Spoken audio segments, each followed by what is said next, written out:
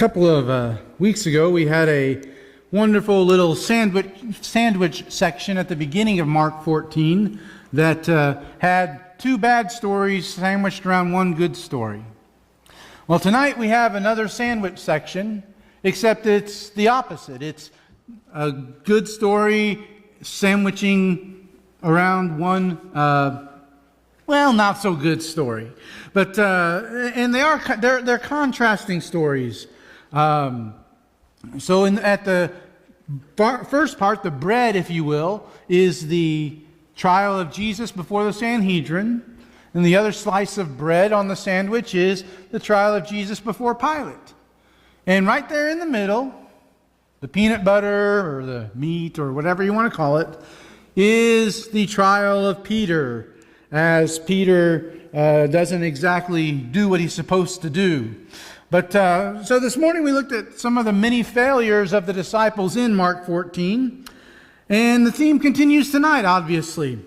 But it's juxtaposed, if you will, against the consistency of Jesus and his trials. So let's begin by looking at the trial of Jesus before the Sanhedrin. If you would follow along as I read Mark 14, verses 53 through 65. And they led Jesus to the high priest, and all the chief priests and the elders and the scribes came together. And Peter had followed him at a distance, right into the courtyard of the high priest. And he was sitting with the guards and warming himself at the fire. Now the chief priests and the whole council were seeking testimony against Jesus to put him to death, but they found none.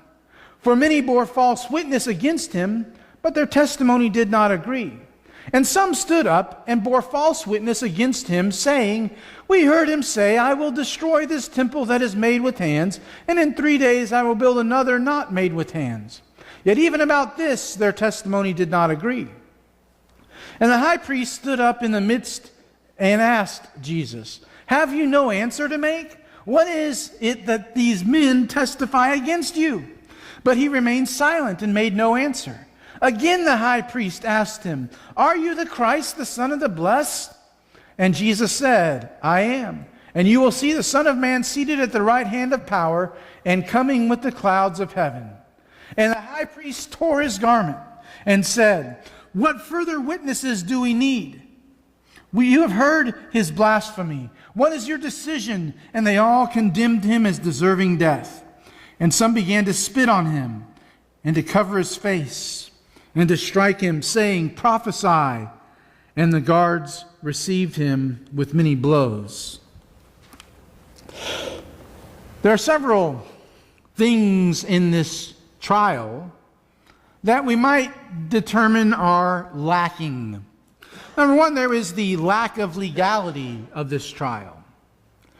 In the very first place, the Sanhedrin was not supposed to meet at night. In fact, it was expressly forbidden for the Sanhedrin to assemble between the evening sacrifice and the morning sacrifice. That just is not something that they were supposed to do. If a trial was taking too long and it was beginning to get dark and it became time for the evening sacrifice, they would suspend the trial until the next day. Well, such was not the case here. It was night, or it was still, late night, early morning, whatever we want to call it. There are some who say that the Garden of Gethsemane arrest took place around midnight, and so this would be, somewhere between 1 and 2 o'clock in the morning. But the bottom line is they weren't supposed to meet at night. And yet that's exactly what they were doing. They were meeting at night. And then you have this little tiny thing. It's called the Mishnah. Now, according to the Mishnah, capital cases were not to be tried at night. Capital cases would be those cases where the prosecution, if you will, were seeking the death penalty. Capital cases weren't supposed to be tried at night. Another thing about capital cases, they required 2 days of testimony. 2 days. I mean, they're having trouble filling a couple of hours here with the testimony that they're trying to establish and everything. We'll talk more about that in a moment. But capital cases where they wanted the death penalty were supposed to take 2 days of testimony. And third, capital cases required as in you had to do it. Capital cases required that the accused was given counsel. Kind of like our Miranda rights. If you cannot afford an attorney, one will be provided for you. You know, they were supposed to provide the accused with an attorney, yet Jesus doesn't have any counsel. Now, I'm sure you are aware of this, but the Mishnah, though, was not compiled until about AD 200. Y'all all knew that, didn't you? Yeah, I thought you did. But if it was compiled in AD 200, that kind of makes it difficult to date it, some serious dating problems with the legal traditions and applying them to the days of Jesus. But what people say is that the things that were codified, if you will, that were written down in the Mishnah were things that the Jews had been practicing for generations and generations and generations, just they hadn't ever actually written it down until about 200 AD or AD 200. But just the fact that they were assembled at night is illegality enough. In fact, I was looking online, I saw an article where some guy lists 12 illegalities of the trial of Jesus and talking about this particular trial. But just the fact that they were meeting at night, that's enough to let you know that they were, trying to skirt around the law. Perhaps this was part of their revised plan. Perhaps when Judas had come to them and said, I can turn him over to you, and they said, well, we're going to wait till after the feast. He said, no, I can do it before then and everything, when there's no crowd present or when there's a crowd that's favorable to your position. They said, well, okay, that's good. And so they figured that what they would do is they would have Jesus arrested at night. They would bring him before the Sanhedrin immediately following that. Then, first thing in the morning, right after dawn, they would take him to Pilate, and they would have their own crowd present to do what they wanted the crowd to do. And then, Jesus would be hanging on the cross by mid-morning before his followers and those who were sympathetic to him even knew what had happened. Maybe that was what they were thinking. But that's not the only issue, if you will, that the Sanhedrin had to get around. The lack of legality. There was also the lack of evidence. That's a little pesky little matter in a trial, isn't it? The evidence. Well, the witnesses' testimony did not agree. Deuteronomy 17:6, Deuteronomy 19:15, Numbers 35:30, all tell us that in instances like this, that they needed the testimony of at least 2 witnesses. And here's the kicker to it. It wasn't just they needed 2 witnesses, they needed 2 witnesses whose testimony agreed. If their testimony didn't agree, then it wasn't 2 witnesses. See, the climactic example of conflicting testimony is found in verses 57 through 59. And some stood up and bore false witness against him, saying, we heard him say, I will destroy this temple that is made with hands, and in 3 days I will build another not made with hands. Yet even about this their testimony did not agree. Now, if you read that, it sounds kind of like a genuine statement of Jesus. I mean, it sounds an awful lot like what Jesus said in John chapter 2, verse 19. After he had cleansed the temple, maybe the first time at the beginning of his ministry, or maybe John just puts the cleansing of the temple at the start to sort of set the tone for Jesus' ministry. But whatever the case is, after he cleanses the temple, it says in John 2:19, Jesus answered them, destroy this temple, and in 3 days I will raise it up. It sounds like they're saying the same thing, but there's some subtle little differences. The alterations are significant. Notice, Jesus did not say that he would destroy the temple. He wasn't speaking of the temple made with hands when he says that. And even when he said it, they misunderstood. John chapter 2, verse 20, it says that they replied, it's taken 46 years to build this temple. How are you going to build it in 3 days?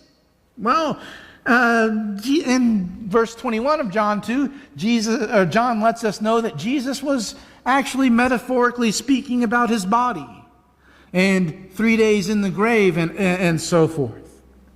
Mark doesn't say what aspects of their testimony were inconsistent. But in any case, these false witnesses apparently couldn't keep their lies straight. That's what I was always told is, it's always better to tell the truth because then you're just telling what actually happened. Whereas if you lie, then you have to remember not only what happened, but what you said happened. It just doesn't make any sense. It took me a while in dealing with my father to figure that out. But eventually I think I did, okay? So anyway, so we have the lack of legality, the lack of evidence. But that's not all that's lacking in this trial. Excuse me. There is also the lack of patience. The lack of patience because the trial wasn't getting anywhere. Because the witnesses weren't agreeing. Because the witnesses weren't saying what actually happened. They were trying to remember what they were supposed to say, but it wasn't what they needed to say. And so the high priest gets a little bit impatient. And so the high priest questions Jesus about the charges. He says, aren't you going to say anything? They're bringing these charges. Aren't you going to say something? And Jesus didn't say a word.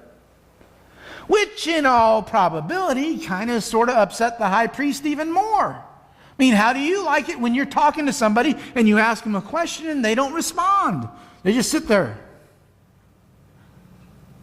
That frustrates you. And I'm sure it frustrated the high priest that Jesus would remain silent. So he says, well, if that's not going to work, he begins to question Jesus about his identity. About the identity of Jesus. He says, are you the Christ, the Son of the Blessed? Now, Christ essentially means the same thing as Son of the Blessed. To this, Jesus does answer. And he answers forcefully and directly. He leaves no doubt whatsoever about what he is saying. He frankly admitted to being the Christ, the Son of God. But that's not all he does. His answer actually adds to the offense by alluding to passages like Psalm 110, verse 1. The Lord says to my Lord, sit at my right hand until I make your enemies your footstool. And another passage like Daniel 7:13, with the clouds of heaven there came one like a son of man, and he came to the Ancient of Days and was presented before him, sitting and coming on the clouds. He adds to the quote-unquote offense. And following this answer by Jesus, the high priest tears his clothes. This was a way of expressing great grief because he heard something that he sincerely believed offensive to God. Jesus' claim to be the Messiah was considered a major insult to God. It ranked as blasphemy in the minds of the Sanhedrin. Excuse me. And as such, as a blasphemer, Jesus is now condemned to death by the Sanhedrin. Okay? The problem with that is that those religious charges, they need to come up with something different if they're going to actually be able to put Jesus to death. Because see, while the Jews could put people to death, such as in the case of Stephen, the Romans apparently didn't have much problem with that. Yeah, they needed the Romans' help. We'll talk about that in a moment. But following the lack of patience shown by the high priest, we have the lack of propriety.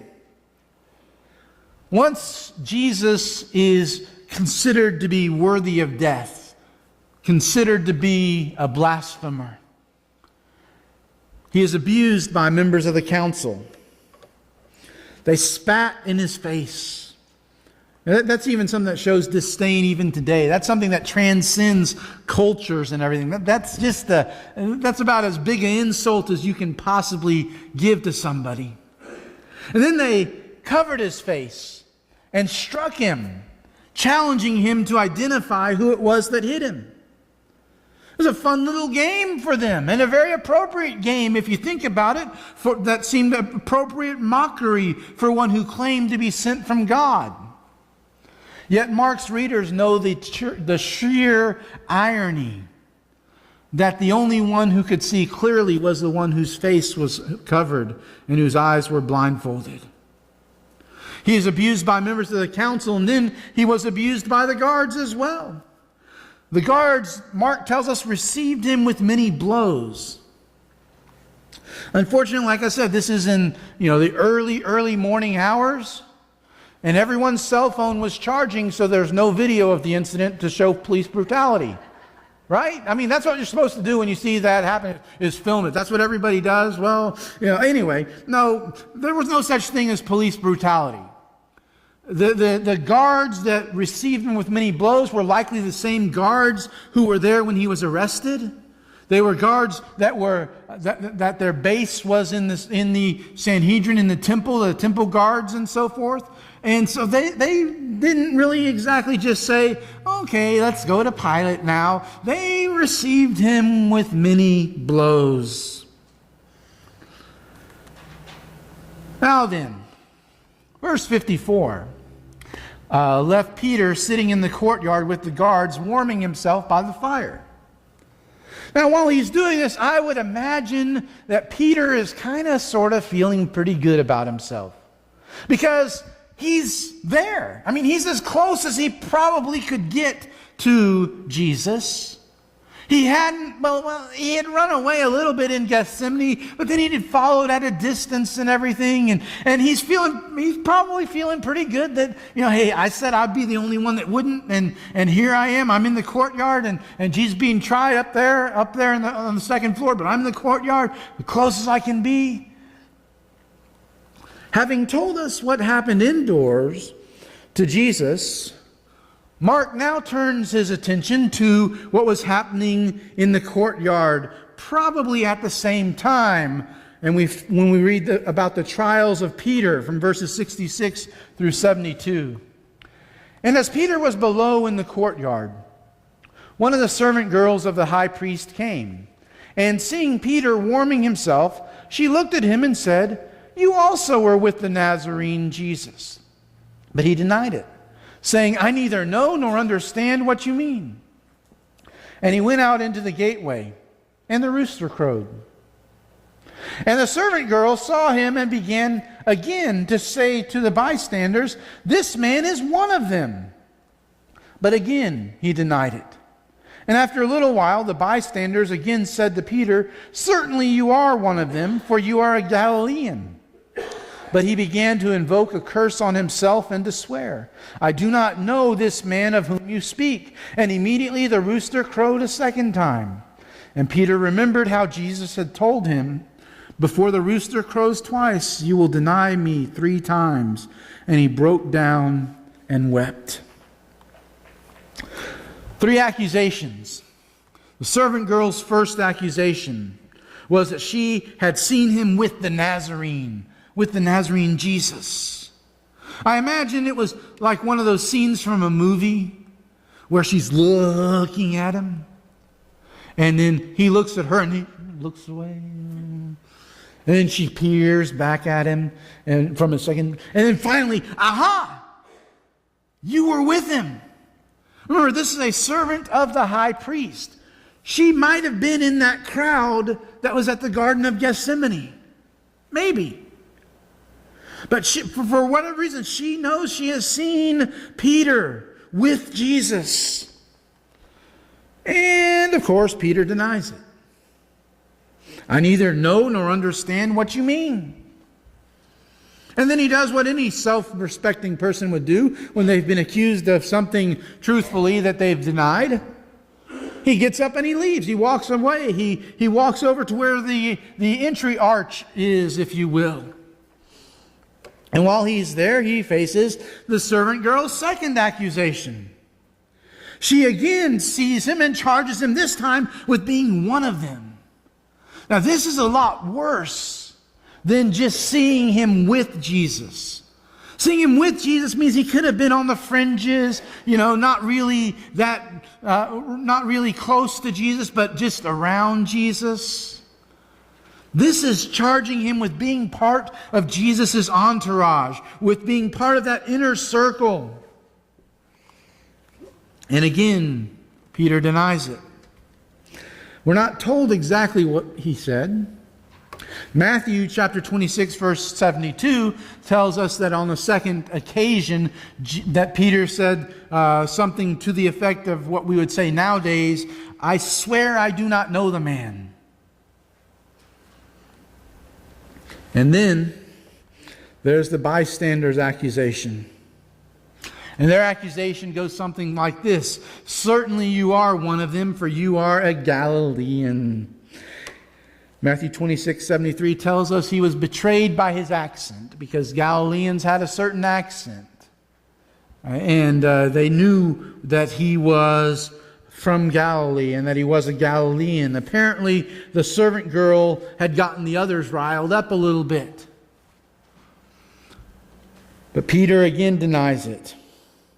This time, supporting his oath by calling down curses on himself if he wasn't being truthful.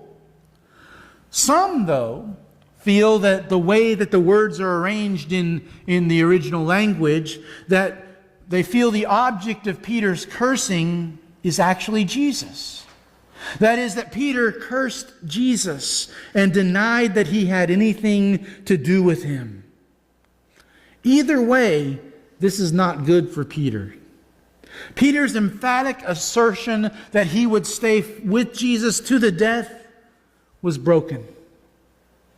The rooster crowed, and Peter remembered what Jesus had said. Luke's account, Luke 22:61, says that Jesus looked at Peter. Jesus probably was on a second floor undergoing his trial. Peter was down in a courtyard. There were no windows or anything like that, open air thing, and Jesus just looked down at Peter.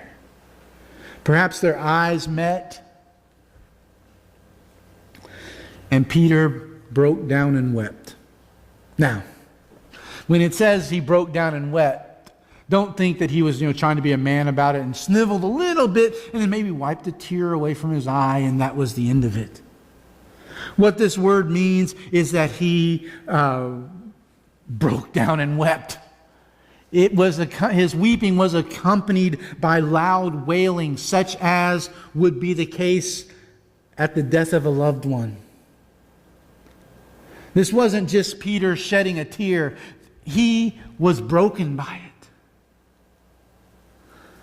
Well, there's the middle of our sandwich, so now Mark returns to the trial of Jesus before Pilate. Look at Mark 15, verses 1 through 15. As soon as it was morning, the chief priests had a consultation with the elders and scribes and the whole council, and they bound Jesus and led him away and delivered him over to Pilate. And Pilate asked him, "Are you the king of the Jews?" And he answered him, "You have said so." And the chief priests accused him of many things. And Pilate again asked him, Have you no answer to make?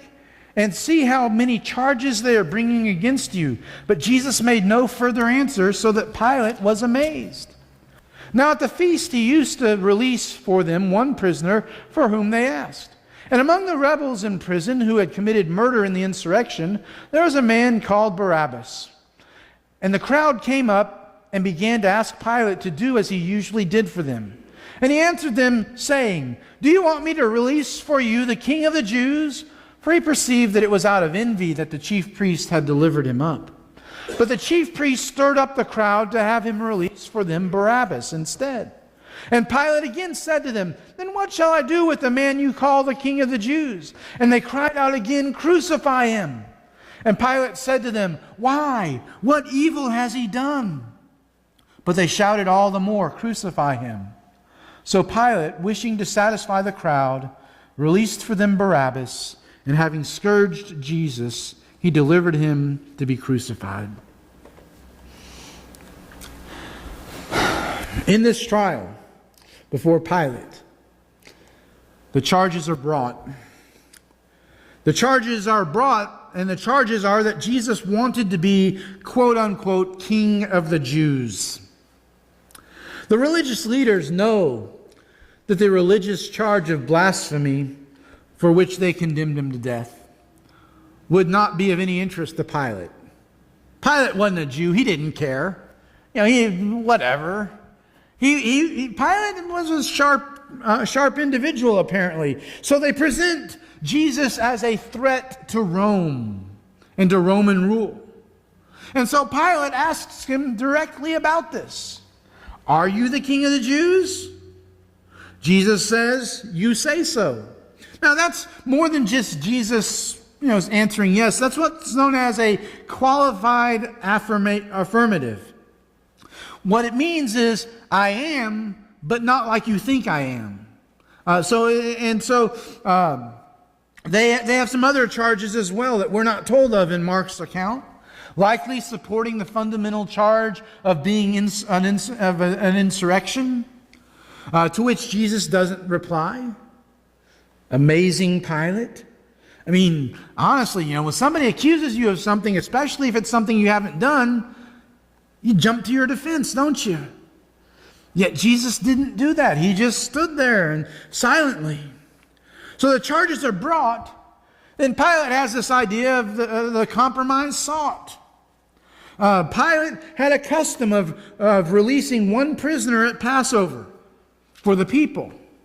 Pilate gave the people a choice of who he released, and then the people made the decision. So Pilate has this idea. Pilate offers them Barabbas or Jesus. Barabbas was a legitimate threat to Roman rule. He had committed murder in an actual insurrection. I'm sure that when word gets back to Rome, Pilate's going to be in trouble for even offering Barabbas. But perhaps Pilate thinks, there's no way they're going to choose him.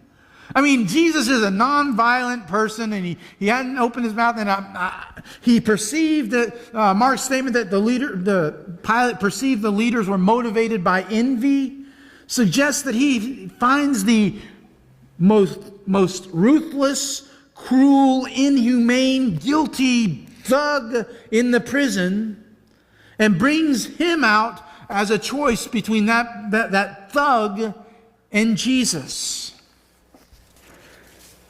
Well, the compromise was sought, but it didn't work. The sentence is thus wrought. Somehow the leaders convinced the people to ask for Barabbas.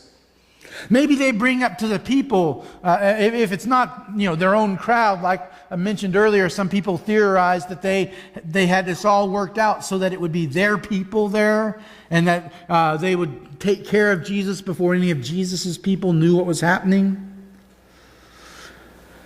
Maybe they brought up how Barabbas had actually been forceful in his defiance of Roman rule. And that's what the Jews were looking for. Maybe Barabbas was the Messiah. Maybe Barabbas was going to lead us in a revolt against Rome and overthrow Roman rule. But for however they did it, the religious leaders convinced the people to ask for Barabbas instead of Jesus. And so Pilate is forced to bend to the will of the people. He asks them, what should I do with the one you call the King of the Jews? They answer, crucify him. He says, why? What evil has it? What crime has he committed? And they answer, crucify him. They're not answering Pilate's question. They're saying, crucify him. So Pilate is forced to release Barabbas, which, again, by the way, that entails a full pardon for this man who was guilty of murder. Okay? The text suggests that Pilate was really hoping to exonerate Jesus. Maybe he hoped that after he had Jesus scourged, that would be enough and the crowd would relent from their crucify him chants because they would see the pathetic mess that Jesus had become as a result of the beating with the cat o' nine tails. But he was more concerned with his own position, with keeping his own position. And when he saw that he wasn't getting anywhere with the crowd, he caved to their will. When you're under pressure, what do?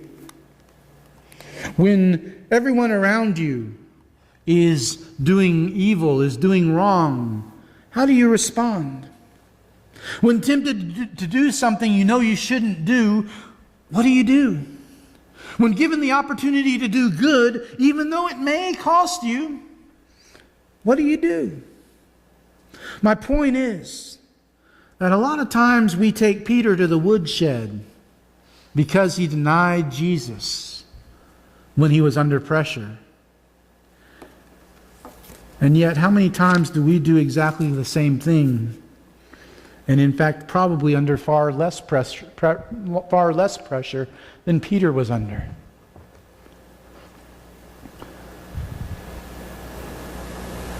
This is an important week for people who consider themselves Christians. I challenge you this week to think a little bit more about everything Jesus went through. Not just in general terms, but think about what he went through and that he did it for you. And so what are you doing about it? Are you being faithful in those trials that you face each and every day? Or are you being faithless in those trials? Maybe you need to make things right between you and God.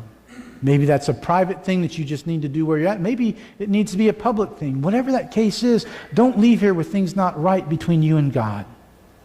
If we can help you in some way to make things right between you and God, won't you come to the front as we stand and sing together?